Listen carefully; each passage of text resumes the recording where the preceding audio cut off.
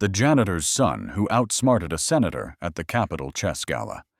They thought he didn't belong there. The boy in the faded polo shirt and hand-me-down sneakers, standing awkwardly at the edge of the Capitol Hill Gala's velvet-draped chess tent, clearly wasn't on the guest list.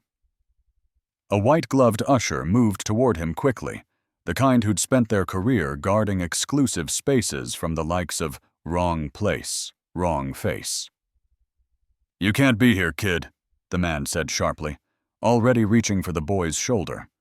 But before he could be escorted out, a calm voice cut through the chatter and clinking wine glasses. "Let the boy sit. I'd like to play him," said Senator Thomas Hargrave, three-term legislator, military strategist, and the evening's keynote guest.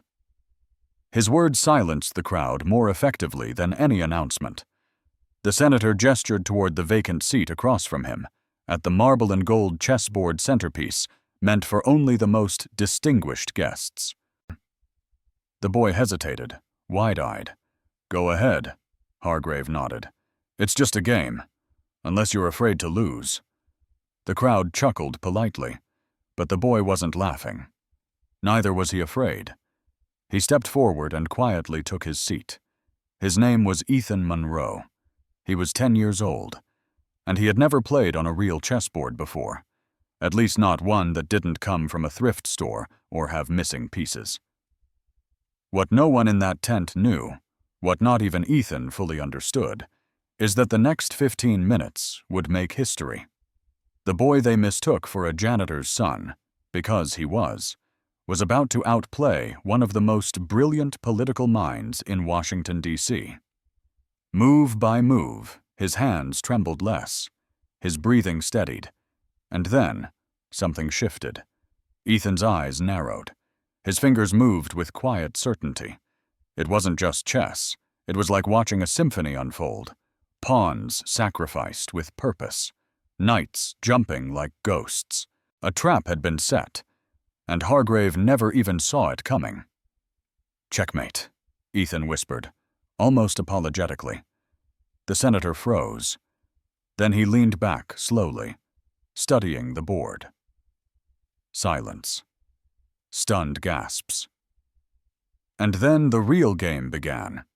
Not on the chessboard, but behind the scenes. Who was this boy? Where did he learn to play like that? And why did Hargrave, normally unflappable, look like he'd just seen a ghost? This is the story of a child genius, a long-buried secret, and the quiet move that changed everything. Ethan Monroe hadn't meant to draw attention that night. In fact, if he had his way, he never would have stepped into that tent at all.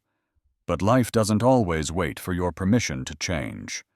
That afternoon, his father, Marcus Monroe, a quiet janitor with tired eyes and a kind voice, had no choice but to bring Ethan along to work at the Capitol. The after-school program had been canceled last minute, and with no sitter, Marcus had told his son to keep close, stay quiet, and don't touch anything. Ethan was good at following those 3 rules. He'd learned early on that invisible kids didn't get in trouble, so he stayed near the storage hallway, out of sight, but not out of thought. That's when he noticed the chessboard. It wasn't like the scuffed-up boards from the library or the bent cardboard set he'd picked out of a donation bin. No, this was something else, something beautiful. The pieces shimmered under the soft lighting of the Capitol Gala. Carved marble rooks, gold-plated bishops, obsidian knights. The board itself looked like a slab of polished stone, pristine and heavy, as if it carried the weight of history. Ethan felt his fingers twitch. Just looking at it, he could already imagine moves forming in his head, openings he'd studied in the pages of used chess books with missing covers, strategies he'd overheard in old YouTube tutorials playing softly through cracked earbuds. He didn't just want to play. He saw the board, like it was alive. But he didn't move. Not until the security guard shoved him forward into the light, and Senator Hargrave's challenge changed everything. Now, after the stunning match, Ethan sat quietly in the chair as whispers floated around him like drifting fog. He didn't understand why everyone was staring. He only knew he had played the best game of his life. Across the board, Hargrave had finally spoken. "Where did you learn that?" His voice was low, not angry, but shaken. "Books," Ethan answered softly. "And watching people." A cameraman whispered, "Is this some kind of stunt?" Another reporter murmured, "No kid plays like that. That wasn't luck." But none of them saw what Hargrave saw. The way the boy's brow furrowed before each move. The quiet logic in his hands. It wasn't trained. It was instinct. Deep, natural, and terrifyingly precise. Hargrave stared longer than necessary, then stood up slowly. "What's your name, son?" he asked. "Ethan," the boy replied. "Ethan Monroe." And just like that, something behind the senator's eyes flickered. That name. It meant something. But what? He didn't say another word, just nodded once and walked away through the crowd, leaving the boy in the chair, the pieces still frozen mid-battle. Ethan watched him go, a strange feeling rising in his chest, one he couldn't quite explain. Something had just changed. He felt it, even if he didn't yet understand why. The car ride home that night was unusually quiet. Marcus Monroe kept both hands tightly on the steering wheel, his knuckles white, his jaw clenched. He didn't say a word, not even when the Capitol faded in the rearview mirror, not when the GPS repeated, "Turn left in 500 feet," for the third time. Ethan sat in the passenger seat, watching streetlights blur past like thoughts too fast to catch. He wasn't sure what he had done wrong, if anything. He had played chess, that was all. But the way his father had looked at him afterward, like he was proud and afraid at the same time, that confused Ethan more than anything. "Dad," he finally said, his voice barely louder than a whisper. "Are you mad?" Marcus sighed, eyes still on the road. "No, son, I'm not mad." "Then, are you scared?" The question hung in the air for a moment, before Marcus nodded. "A little, yeah." That surprised Ethan. His father never admitted to being scared. Not when the landlord threatened to raise rent. Not when the old truck broke down last winter. Not even when Ethan got sick and they couldn't afford the medicine until a neighbor stepped in. "Why?" Ethan asked, more curious than anything else. Marcus didn't answer right away. Finally, he said, "Because I think tonight just changed the rest of your life, and I don't know if that's a good thing." They drove the rest of the way home in silence. Their apartment sat in a crumbling 3-story building wedged between a laundromat and a corner deli. Their unit was small, 2 rooms and a kitchen that doubled as a hallway, but it was warm, and it was theirs. As Ethan got ready for bed, he noticed something strange. His dad was digging through the hall closet, pulling out an old box that hadn't been touched in years. Ethan peeked over his shoulder and saw yellowing folders, newspaper clippings, and a photograph. A woman stood in the center of the frame, tall, elegant, with a shy smile and dark curly hair tucked behind one ear. She looked like someone out of a dream. "Who's that?" Ethan asked. Marcus didn't look at him. "That's your mother." Ethan blinked. "I thought we didn't have pictures of her." "We don't," Marcus said softly. "Not many. Not anymore." Then he pulled out another photo. This one was older, grainy.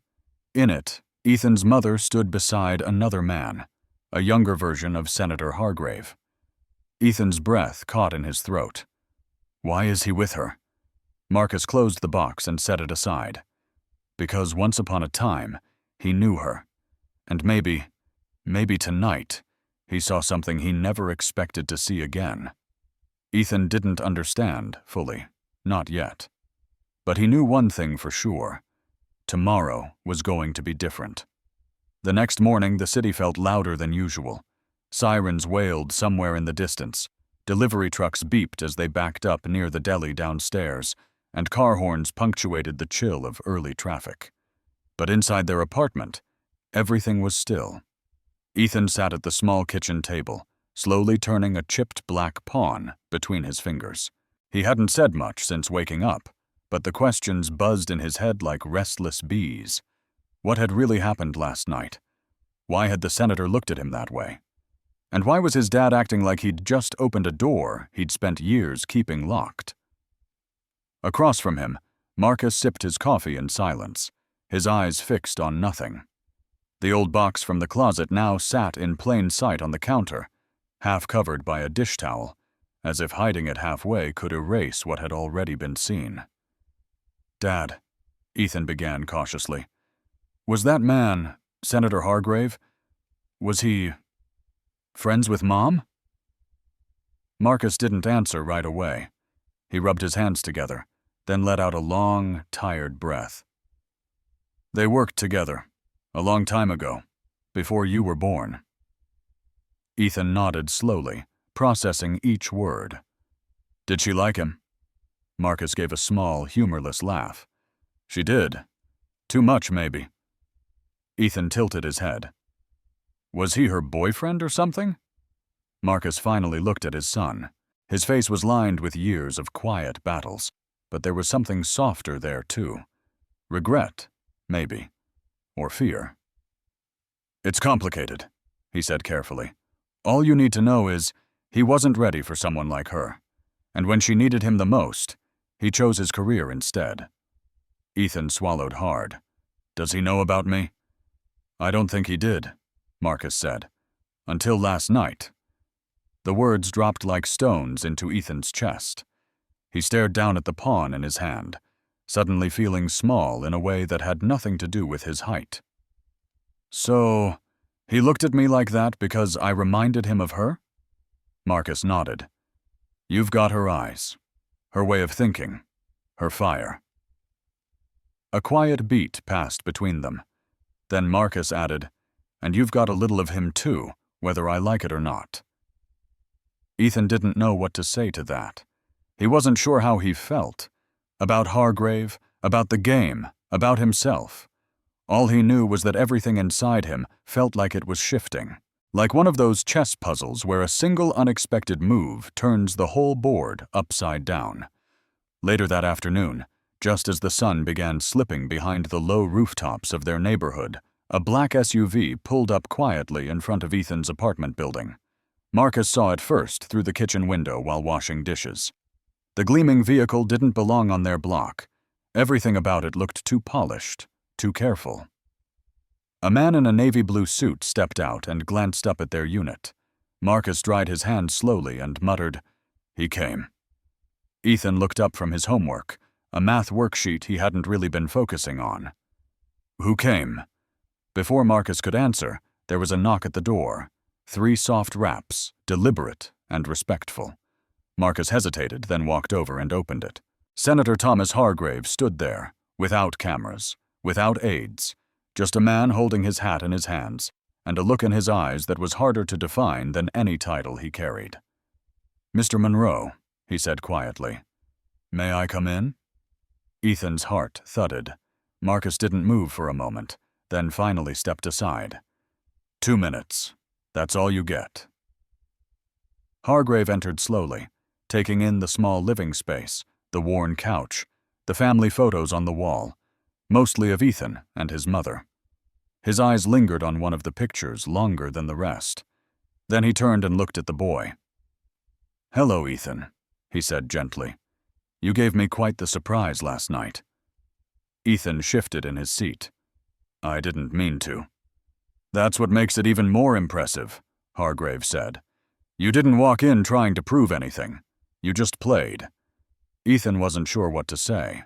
Hargrave continued, "I've played chess for 30 years. I've trained with some of the best minds in government, the military, academia. But I've never seen a mind like yours. Not in someone your age, and not many older either." Marcus crossed his arms. "You didn't drive across town just to compliment a kid." Hargrave met his gaze. "No, I came because I recognized Claire in him. Her mind, her fire." Ethan looked up sharply at the sound of his mother's name. Hargrave continued, his voice quieter now. "I didn't know. about him. About any of it. If I had— You would have done what? Marcus cut in. Announced it on a podium? Made it into some political redemption arc? Hargrave held up a hand. I'm not here as a senator. I'm here as a man who made mistakes, ones I can't fix. But I'm not going to pretend anymore. He turned to Ethan. I don't expect anything from you, not even forgiveness. But I want you to know, you are remarkable. And if you ever want someone to help you go further, to learn more, to challenge you, I'm here. The room fell quiet. Ethan studied Hargrave's face, searching for something. Truth, maybe.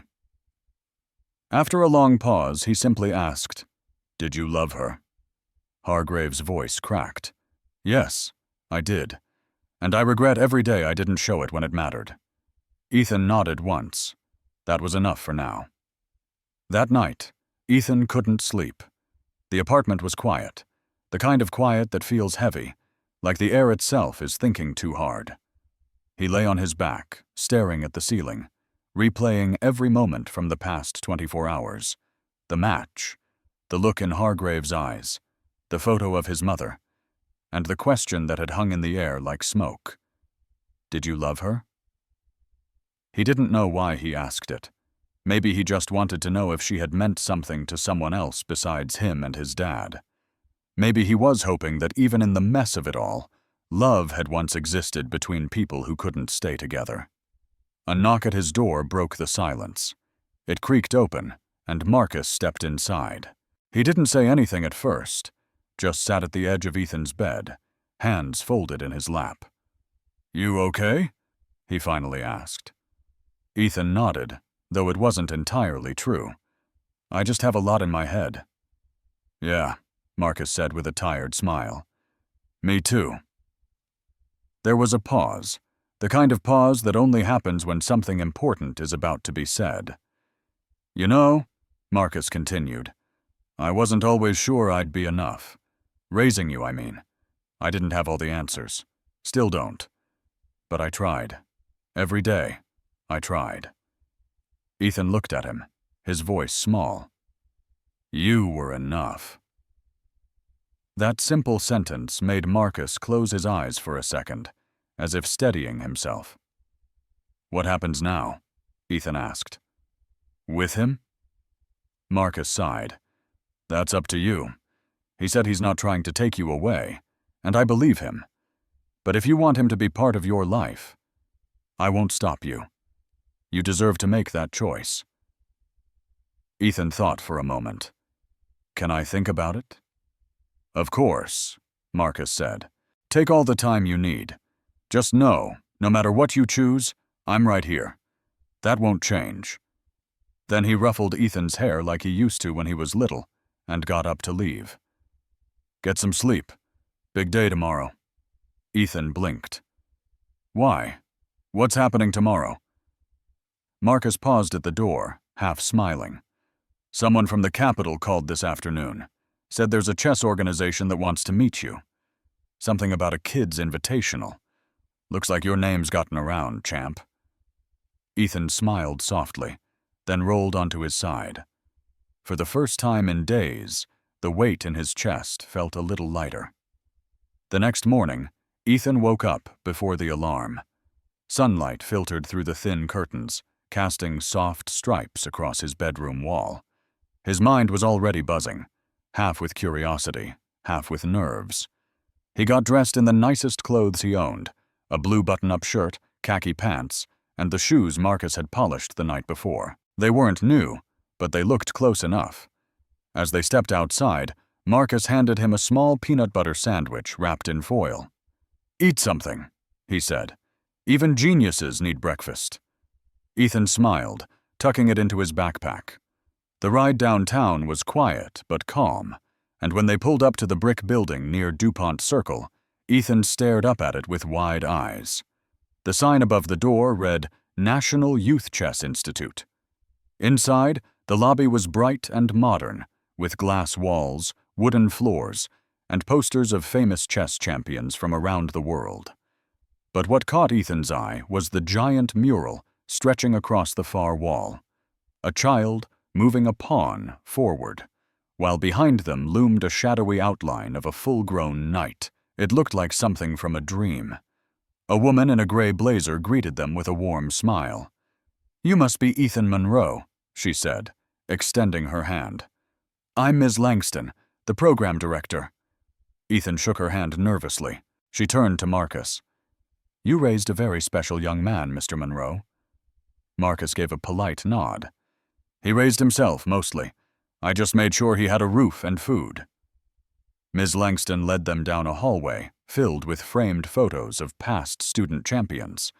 She explained that the Institute offered mentorship, national tournament access, training from grandmasters, and most of all, a community of young minds who loved chess the way Ethan did. They reached a classroom where a group of kids, some older, some his age, were gathered around boards, playing, analyzing, laughing. Ms. Langston gestured toward an open seat. "Ethan, if you'd like, you can join in. No pressure. Just see how it feels." Ethan looked up at Marcus, who nodded. "Go on, kid. You've earned this." Taking a deep breath, Ethan walked over, sat down at a board, and introduced himself. A girl with red glasses grinned and said, "I saw your video. You smoked a senator. That was awesome." Ethan laughed, really laughed, for the first time in days. As he made his first move, a strange and beautiful thought passed through him. Maybe, just maybe, he belonged here. Not because someone said he was special, but because when he played, the world finally made sense. As the day unfolded, Ethan felt something he hadn't felt in a long time. Freedom.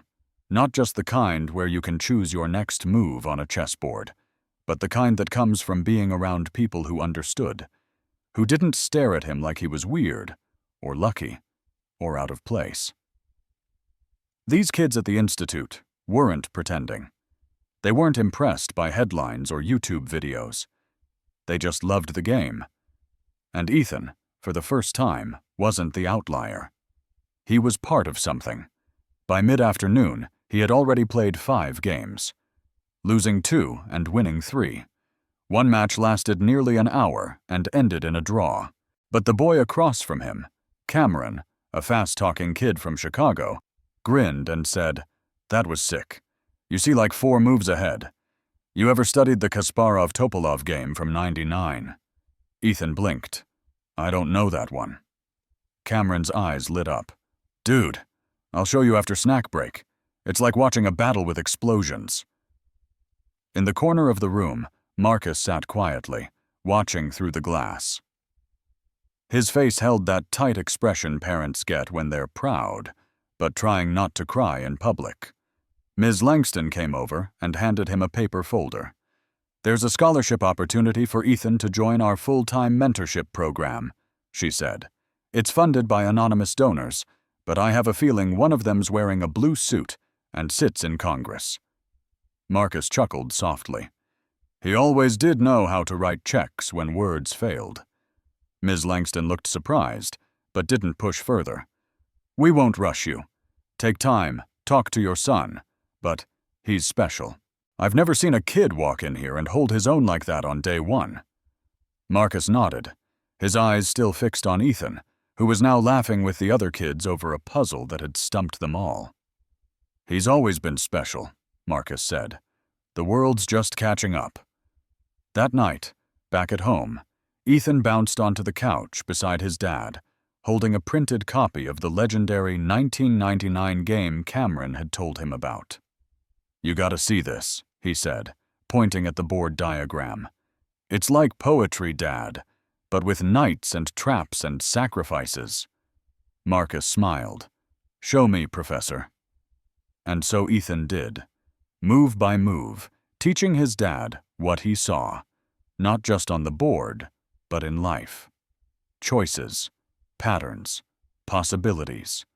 And as the two of them studied each piece together, something quietly profound settled between them. A shared belief that this was only the beginning. A week later, Ethan stood at the front steps of the Lincoln Community Center with a folding table under one arm and a beat-up cardboard box filled with chessboards and mismatched pieces in the other. He set everything down, adjusted the crooked Saturday Chess Club, all ages welcome sign he'd drawn in marker, and waited. For the first 20 minutes, no one came. The wind tugged at the sign, and a car alarm blared 2 blocks over.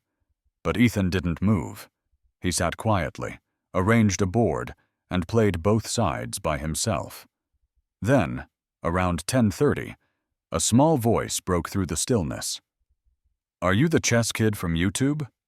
Ethan looked up to see a boy around his age, thin and nervous, with a backpack that looked way too heavy for his frame. "Maybe," Ethan said with a grin. "You want to play?" The boy nodded slowly and sat across from him. They played 2 games. Ethan won the first, but the second was close enough to keep things exciting. Not long after, 2 girls from Ethan's school showed up, then a dad with his curious 6-year-old. By noon, there were 9 people gathered around the folding tables, some playing, some watching, a few just laughing as they tried to remember how the night moved. Ethan didn't care if they knew the rules. He cared that they showed up, that they tried, that they smiled. Marcus arrived later with a cooler full of juice boxes and peanut butter crackers. "This is what you wanted, huh?" he said, surveying the small crowd. Ethan nodded. "Yeah, I want kids like me to know it's not just about winning. It's about thinking, about believing you can do more than people expect." Marcus looked around, his voice low. "You're doing more than I ever dreamed of, kid." That afternoon, Ethan taught a kindergartner how to castle, helped a teenager analyze his opening strategy, and gave away 3 extra boards to kids who didn't have one at home. When someone asked if he was going to compete in another tournament, Ethan shrugged. "Maybe someday, but right now I'm just playing for fun." That night, as the sun set over the city, Ethan sat on the apartment balcony with a blanket wrapped around his shoulders and a plastic pawn in his hand. The world felt big, but not too big. The future felt unknown, but not scary. For the first time in his life, he wasn't playing defense. He was playing forward, one move at a time. 2 months later, Ethan found himself back inside the grand rotunda of the Capitol building, not as a guest's son or a background face, but as a featured speaker. The National Youth Strategy Summit had invited him to speak about critical thinking in schools, a fancy way of saying, "Tell us how a kid like you learned to think like that." The room was filled with senators, educators, and policy advisors. There were velvet chairs, engraved nameplates, and glasses of still water no one touched. But all Ethan saw was the worn podium in front of him and the rows of curious eyes beyond it. He wore a navy blazer, slightly oversized, a gift from Ms. Langston, and sneakers that didn't quite match, because they were his lucky ones. As he stepped up to speak, he didn't clear his throat or fumble through note cards. He just breathed in and spoke from the heart. "I used to think chess was just a game for old men in the park," he began. "But then I realized it's not really about kings and queens or black and white squares. It's about choices, patterns, paying attention. It's about knowing that even a pawn, someone small, someone overlooked, can change the whole board if they keep moving forward." The room grew still. Even the aides stopped typing. "I didn't learn chess from a coach or a private tutor," Ethan continued. "I learned it from broken boards, from watching people, from listening more than I talked. And I think that's what kids need more of in school. Not just facts, but tools to think, to ask why, to plan, to imagine." When he finished, the silence held for a beat before erupting into applause. Some people stood, others just nodded, visibly moved. And near the back of the room, Thomas Hargrave stood with his arms crossed, not as a senator today, but as a man watching something far bigger than politics unfold. Afterward, As they walked out into the marble hallway, Marcus placed a hand gently on Ethan's shoulder. "You know what you just did in there?" "Gave a speech?" Ethan offered. Marcus smiled. "No, you made them see you, not as a headline, not as a fluke, but as someone who belongs here." Ethan looked up at the tall ceilings, the paintings, the echo of footsteps in the chamber. "Feels weird," he said honestly, "but also kinda right." Marcus nodded.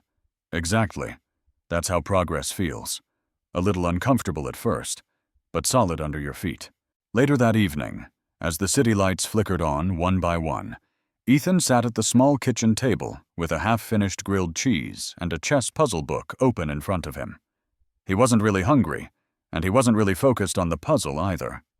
His mind was still spinning from the day, the handshakes, the applause, the strangers who called him young man, and asked if he wanted to shape the future of education. It all felt surreal, like he'd stepped into someone else's life by accident. Across from him, Marcus was quietly scrolling through his phone, occasionally pausing to smile at a message or reread a headline. "You're trending again," he said with a smirk. Hashtag pawn to power. Ethan rolled his eyes. "That's a terrible hashtag." "Still better than Checkmate, kid," Marcus replied, chuckling. Then he looked up, more serious now. "How you feeling?" Ethan hesitated. "Tired, but good tired, I think." Marcus nodded. "You handled yourself today like you've been doing this your whole life." Ethan traced a square on the chessboard with his finger. "It's weird. I don't feel different. But everyone's treating me like I am. Like I'm not just me anymore. I'm this idea." Marcus leaned forward. "You know, son, being seen isn't always easy. Sometimes people see only what they want. A story, a miracle, a cause.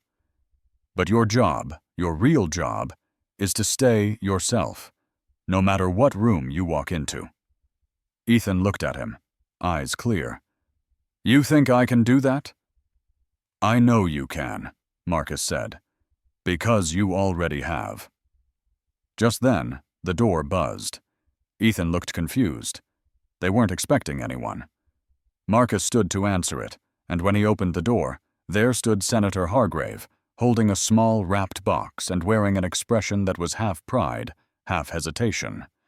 "I come bearing peace, and maybe a gift," he said. Ethan stepped forward cautiously. Hargrave handed him the box. "I had this custom made for you.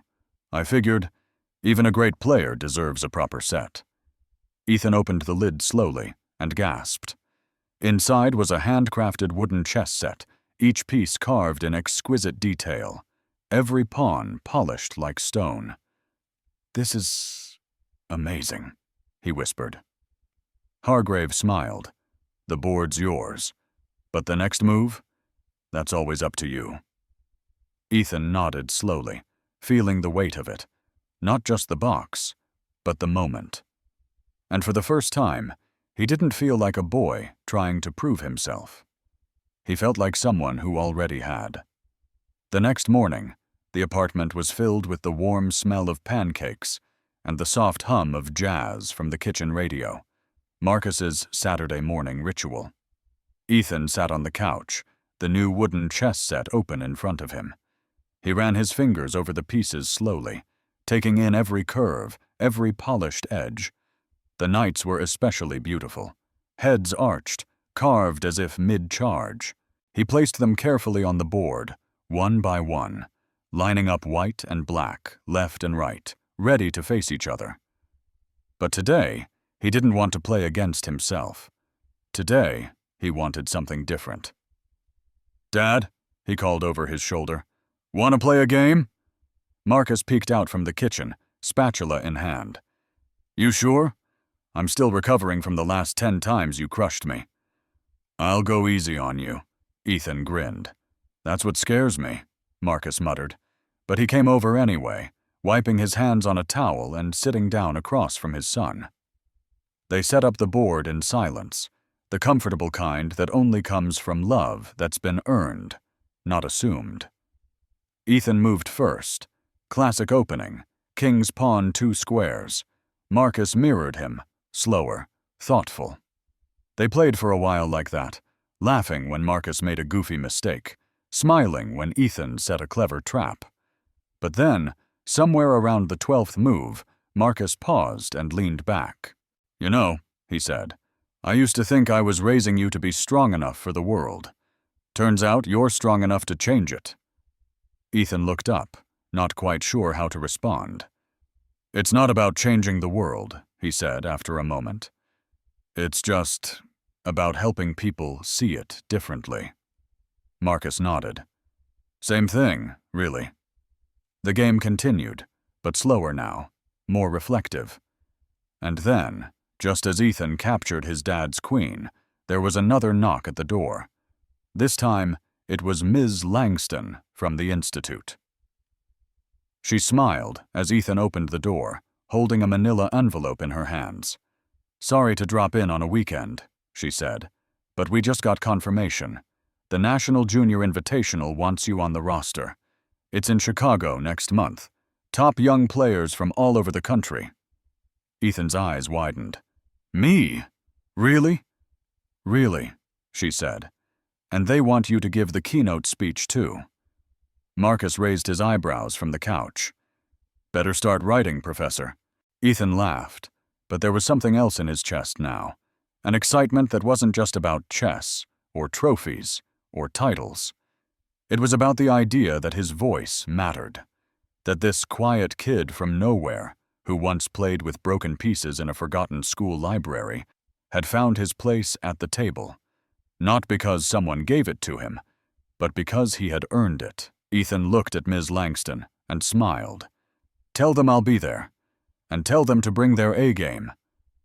Then he sat back down across from his father, moved a pawn forward, and said, "Your move."